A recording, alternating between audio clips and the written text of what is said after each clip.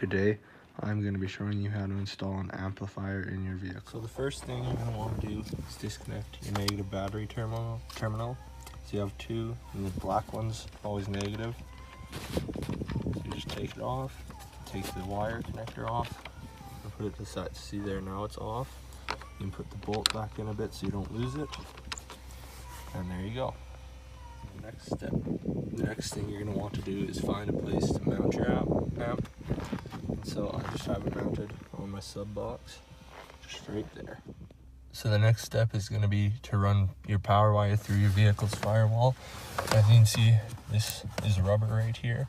It's a grommet, just protecting the hole in the metal, which is called your firewall, to the engine so that no water can get in here. So I just have my power wire coming through.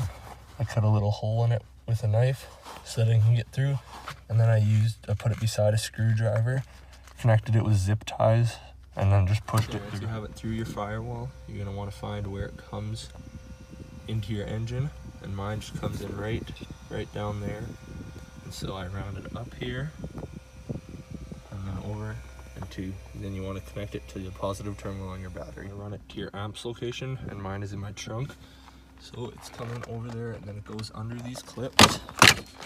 As you can see, it's right there, and then it'll keep going under the clips until it gets to the trunk. And the next step that you're going to want to do is run your remote turn-on wire from your stereo. So here, this little blue wire is connected to my stereo up in there, and it'll send my amp a signal to turn on. And then the remote turn-on wire is also run under these clips, and it's this little blue one right there.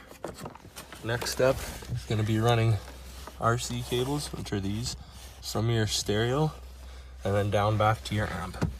So these come over here and then they go under the clip, just like the power from the turn-on wire, except these are on the other side of my car, because if they're beside the power and remote turn-on wire, they could get interference, which wouldn't sound good with your music. What you want to do is find a good ground location for your amp, and mine is just right behind the carpet, right there.